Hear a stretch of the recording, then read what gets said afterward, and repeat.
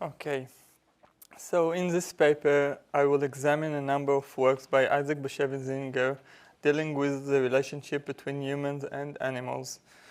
I will also show the unusual connections that arises therefore. One must understand Zinger's approach to the relationship between humans and animals from a Jewish perspective, as well as from a universal one. Zinger is above all a Jewish author whose worldview regarding animals draws from his Judaism, his religious parents, and his brother's secular Jewish Yiddish author I.J. Zinger. The universalistic approach towards animals is apparent in his great interest in the writing of philosophers who contemplated human cruelty in general and cruelty towards animals in particular. This is also reflected in the way he led his own life as a secular Jew in New York City. I would like to draw attention to his zoo poetics, a concept established by Jacques Derrida as a result of reading the works of Franz Kafka. Zoo poetics means critical dealings with the way animals are represented in literature and the relationships with humanity. Zinger's zoo poetics finds expression in his works mainly in his critical description of the attitude towards animals being sent to their death. Zinger adopts an ironical approach which is evident in the analogy he draws between the existential situation of animals and that of Jews and the humanity in general. This emphasizes the contradictions within human nature and the universe.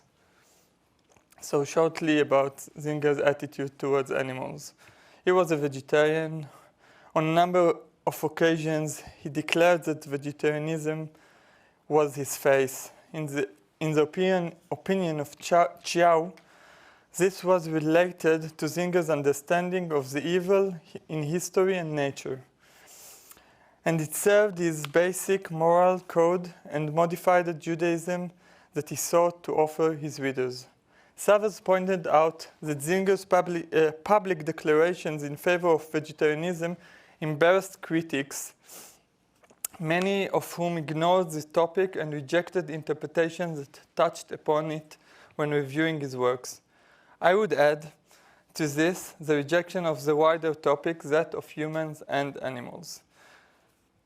Zinger was raised in a Jewish household and received a religious education. He was familiar with different philosophers' ideas about God, the world, and especially the questions which interested him the most. Why do humans and animals have to suffer? And why are human beings cruel towards each other and also towards animals? He noted that philosophers had argued that the ways of God and nature are hidden, and that none of them had succeeded in providing an answer to these questions. Melanie Joy, a social psychologist, coined the phrase carnism to explain overt beliefs that support the social construct which allows people to ignore animals and to distance them for purposes other than food. Within Joy's term, it is possible to find a solution to Zinger's questions, which might enable a change in the attitude between humans towards other humans and also towards animals. His childhood. In Zinger's Love and Exile, he relayed events from his childhood that crystallize his attitude towards animals. Take the following excerpt, for instance. There was a time when I used to catch flies, tear off their wings, and put them into boxes of matches. Suddenly it occurred to me that I was committing terrible crimes against those creatures just because I was bigger than they, stronger, and dafter. While I was always angry with the wicked, I was wicked myself towards those who were weaker than I. This thought dominated me to such a degree that for a long time I could think about nothing else. I began to repent and to pray to God to forgive my vicious deeds. The ponderings about the suffering of flies expanded and soon included all people, all animals. I was reading the Bible, and the whole history of the Israelites was full of wars and assassinations. How can a merciful God allow this to happen and keep silent? In this example, Zinger describes a world view which accompanied him from his early childhood until his final days. He saw a connection between the suffering of animals, which were thought as an inferior, such as flies, whose only sin was that they were weak and tiny creatures that annoyed humans by their very nature, and the suffering of Jews, whose only sin was their Jewishness or their Judaism. He didn't acknowledge the superiority of humans over weaker creatures as well as the superiority of ruling groups over minorities and oppressed groups. Zinger described the great variety of animals, birds and insects that dwelled with humans in Krochmalna Street in Warsaw, where he had grown up. These descriptions remind us of the biotic community concept of Aldo Leopold and that of the mixed community of Mary Midgley. Animals living on a Jewish street are portrayed by Zinger as his neighbors. At the same time, Zinger did not withhold his criticism of vegetarians who abstain from eating meat or fish, yet do not care at all for disgusting creatures, such as mice, rats, spiders, and bugs. He explained that with every step they take, people crush living creatures. Zinger's family.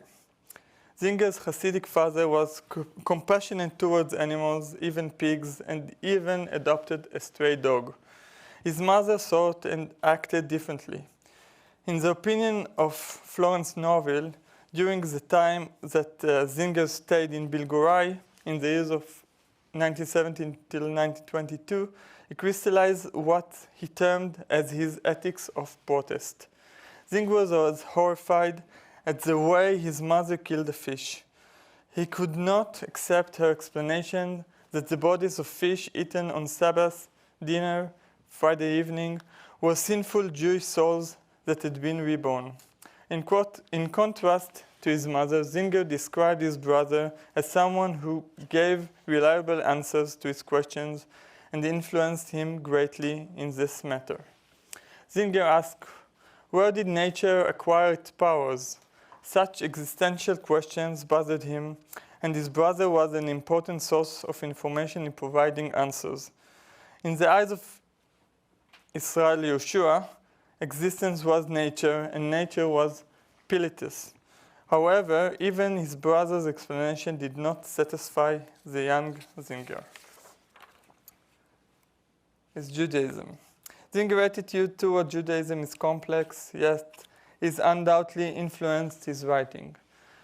In his biography From Warsaw to New York, he attested to the fact that he lived as a secular Jew, but never stopped praying to God and asking for mercy. In Love and Exile, he relates that he greatly loved the Kabbalah, which reminded him that everything is God and God is everything. The stone in the street, the mouse in its hole, the fly on the wall. Zinger's deep Jewish roots reflected the differences between his parents as a source for a wide variety of Jewish perceptions and beliefs, which influenced him throughout his life and fashioned his attitude towards animals. The influence of the Holocaust and early pogroms. In the Holocaust, Zinger lost his mother, younger brother, and close friend, as well as many other people he knew. In America, he was surrounded by survivors. Janet Hada linked Zinger's vegetarianism to the events of the Holocaust. Derrida compared violence towards animals with mass murder and noted the similarity between animals and Jews. He related to violence from a moral and natural standpoint. He also noted that in order to make life easier for humans, countless numbers of animals are being controlled and massacred, similar to the rates of human slaughter. In his opinion, the philosophical argument that animals are devoid of rights and the ability to respond, and that those to the property of humans is a serious error. Many years before Derrida's lecture on the subject, Zinger had already developed these important points. Derrida, too, sought life with compassion, to live and to let other humans and non-humans live. In so doing, he offered an answer to Zinger's great questions and perhaps possible solution to rid the world of evil. Here are some examples from Zinger's literary works. The Slave tells the story of Jacob, a learned person in Jewish law, who was sold into slavery following the Chmielnicki uprising, during which time thousands of Polish Jews were killed and others were sold into slavery or converted to Christianity. Jacob falls in love with a gentlewoman. Through Jacob's experience, the history of the Jews of Poland towards the end of the 17th century unfolds. His thoughts relating to Jews and non-human animals are described by the narrator. Here is one example. He had not tasted meat in all the years of slavery, and the idea of feeding on God's creatures now repelled him. Meat and fish were both eaten customarily on the Sabbath, but the food stuck in his throat. Jews treated animals as Cossack treated Jews. The word head, neck, liver, gizzards made him shudder. Meat in his mouth gave him the fantasy he was devouring his own children. On several occasions, he had gone outside and vomited after the Sabbath dinner. Jacob is critical of the behavior of Jews towards non-human animals, and he cannot understand how one can treat other entities so cruelly. When he witnesses non-human animals being brutalized, he sees his own people and his own children being sacrificed. Here is a further example. Herman Gombiner, the protagonist of Enemies, a love story, is a Jew who came to America after World War II, following the loss of his wife and 2 children. He is involved in a romantic relationship with 3 women: his second wife Jadwiga, a Polish Gentile who rescued him from the Nazis, his lover Masha, a Holocaust survivor, and his first wife Tamara, whom he thought had been killed in the war. Herman has similar thoughts to Jacob's. Herman spends the day and night before Yom Kippur Eve at Masha's house. Shifra Pura had bought 2 sacrificial hens, one for herself and one for Masha. She had wanted to buy a rooster for Herman, but he forbidden it.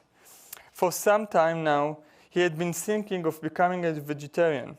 At every opportunity, he pointed out that what the Nazis done to the Jews is what man was doing to animals.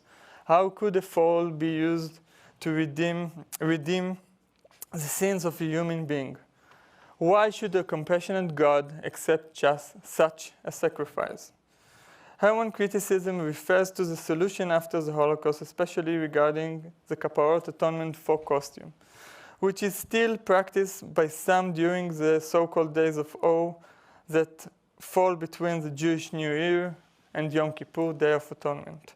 Herman criticizes Jews who divorce their own suffering from that of the non-human animals. Jacob and Herman Gombiner, who are fashioned in the form of the author, represent that which he is desired and that which exists in his own life. Even though their outlook on animals is similar, they conduct their affairs very differently. Jacob sticks to his faith, to his love, to his vegetarian vegan lifestyle, to his compassionate attitude towards animals and humans, and he feels bound to them. On the other hand, Herman is caught up in a quarrel with God and is unsuccessful at sticking to his faith. He is in a simultaneous relationship with 3 women. He believes in a vegetarian way of life, but fails to follow it. Also, even though his attitude towards animals is a positive one, He still eats them from time to time and visits zoos. His attitude to humans in general and to those close to him is problematic. His life is a lie, and his only way to cope with difficulties is to disappear. Here is a third example. In the short story The Slaughterer, the protagonist, Yonah Meir, should have been given the honor to becoming the colony rabbi. Yet, a petition that was sent to the governor appointed him as the town's ritual slaughterer instead, even though he protested that slaughtering was not for him. The killing of every beast, great or small, caused him as much pain as though he were cutting his own throat. Of all the punishments that could have been visited upon him, slaughtering was the worst. And Yonah Meir agonized over many questions such as, but since beasts were not endowed with free choice, why should they have to suffer? Every neck reminded Yonah Meir of the knife. He even dreamed that he had slaughtered Doshe, his wife, instead of a sheep. Since he began to slaughter, his thoughts were obsessed with living creatures. And he kept thinking that when you slaughter a creature, you slaughter God. Yonah Meir felt that the whole world is a slaughterhouse. In the end, he fell apart and his body was found up in the river by the dam he had drowned. Many witnesses said that he had behaved like a madman. Unlike Jacob and Herman brother, Yonah Meir had been given no choice and had been forced into being a slaughterer. Thus, when he felt that he could not cope with it, he decided not to be a part of this world any longer. The theological questions that haunt Yonah Meir are left unanswered. His complete failure, and he remains detached from the members of his community.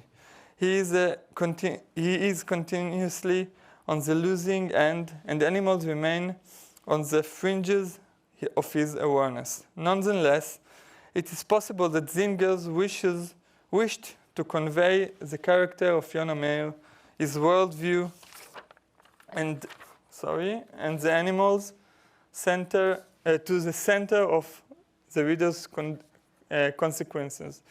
By doing so, he hoped to convert uncommon Jewish thought that appears in the book of Ecclesiastes 3:19 into general acceptance.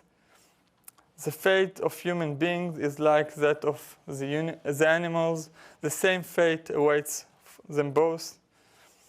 As one dies, so dies the other. All have the same spirit. Humans have no advantage over animals.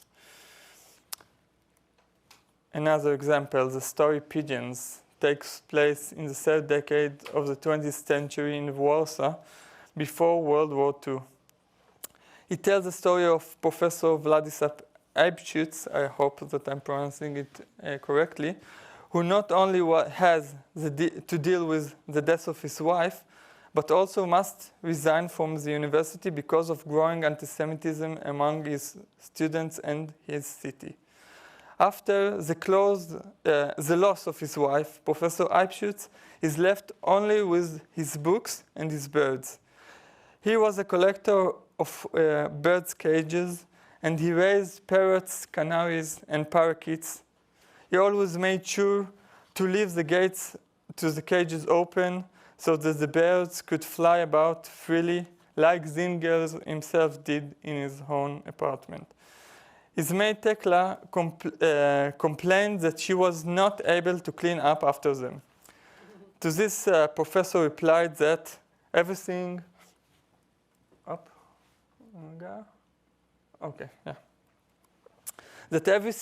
that belongs to God creatures is clean. His perception is that of a Chassid or of a Kabbalah that sees all living things as creation of God, and as such, they must be treated with compassion. Furthermore, the professor would leave his house every day to feed pigeons in the street, as did Zinger himself. Professor Abschutz explained to Tekla that for him, feeding the pigeons was like going to church or to synagogue, because there was no better way to serve the Creator than to be good to his creatures. Professor Abschutz pondering echoes those to Jacob in The Slave, Herman Gombiner in Enemies, a love story, and, of course, Zinger himself. What can the god had achieved by letting cat eat mouse, hawks kill rabbits, and Polish fraternity students attack Jews? He tried to understand why a merciful God could allow such things to happen, especially after the story of creation in the book of Genesis, chapter 1, verses 29-30, in which humans and animals are permitted to eat vegetation only. He found it difficult to believe in the generosity of God, and yet, because of his Hasidic outlook, God's wisdom shone in each blade in grass, each fly, each blossom and mite. One afternoon, the professor went out to feed the pigeons. The moment he arrived there, he was surrounded on every side. He understood that he had not brought enough seeds for all the pigeons, and they began to crowd each other out and to bang into one another. In the midst of the chaos of the pigeons, the professor was attacked. His health faded and he could no longer take care of the pigeons. Later, the professor died. Whilst alive, he was almost forgotten, but in his death, he was covered in glory. People came from all around, accompanied him on his final journey. When the funeral cortege began, flocks of pigeons began to fly in over the roofs. Their numbers increased so rapidly that they covered the sky between the buildings on either side of the narrow street. Representatives of the universities of professor and neighbors looked in wonder at heavens and felt as though they were witnessing a miracle as in Bible times. The throngs of pigeons escorted the heroes. It was obvious that the birds were maneuvering to fly until they had accompanied their benefactor to his eternal rest. Zinger saw fit to connect the fictional character of the professor with his own life and with his own connection with animals. As he stated in one of his interviews, if I will ever get a monument, chickens will do it for me. And last example, in the story, as a letter writer, the central figure is Herman Gombiner, who has lost all of his family in the Holocaust. Herman works for a Hebrew publishing house in New York. While living alone in a small apartment full of books, Herman enters into a close relationship with a friendly mouse. He names her, Hulda, meaning rat, which was the name of a prophet who made angry prophecies against the sins of the Israelites. Herman was in the habit of leaving this mouse a piece of bread, some cheese, and a bowl of water every day. Before leaving for work, he would call her and wish her good health. Herman supplies Hulda with food and water, and Hulda played the part of companion and eased his loneliness. When the publishing house was shut down, Herman lost his work, and so he remained alone in his apartment with his books. Towards evening, he would take care of Hulda. After he would hear her squeak, he would turn his head and calm down when he would see her carefully looking around. Herman would say to himself that she had nothing to fear, for she was a holy creature that nobody would harm. Herman would gaze at her in wonder and think about her lineage. billions of mice that had lived given birth to offspring, all of whom were now lost. The analogy to a Holocaust of the Jews is clear. Nazi cruelty towards the Jews is what made Herman recognize the suffering of animals and to notice the vulnerability of a mouse, such as Hulda. He fed her and allowed her to live in his apartment just as he had been given food and shelter during the war. Herman saw Hulda as part of creation. She would lift her head and look at Herman in a fashion interpreted as being human-like. To his way of thinking, this was her way of thanking him for taking care of her. In the winter, Herman came down with pneumonia. His health declined. In such moment, he worried about Hulda. He asked God not to let this miserable creature starve. When his health got even worse, Rose Bechman, who was a woman he communicated with, arrived, and she stood by him and helped him to regain his health. When Herman recovered somewhat, he remembered Hulda. He worried that she was no longer alive, as no one had been there during his illness to feed her or to give her water. He grieved over her. Herman asked Rose to pour a little milk into a dish in case the little mouse was still alive. Suddenly he heard a noise and saw that she was drinking from the dish. He was overjoyed and excited to see Hulda and at the compassion that Rose had shown her. Herman felt that he was not worthy of this mercy that had been given him. This story has an open ending. The narrator describes the sun lightening up the window pane and painting Herman's books in purple. All is filled with sense of revelation. It seems that the connection between Herman, Rose, and the mouse renewed Herman's strength. His health improved. He was no longer alone, and his relationship with the mouse exemplified the connection between a human being and a non-domestic animal. This was valuable to both of them. They belonged to the same biotic or mixed community, lived in the same environment, and in harmony and with mutual respect. The awareness of the joint vulnerability and fate of humans and animals, as expressed by Diamond, Derrida, and Anat Pieck, is what awoke in Herman's sensitivity, love, and goodwill. The story is an unusual among zingers writing for adults,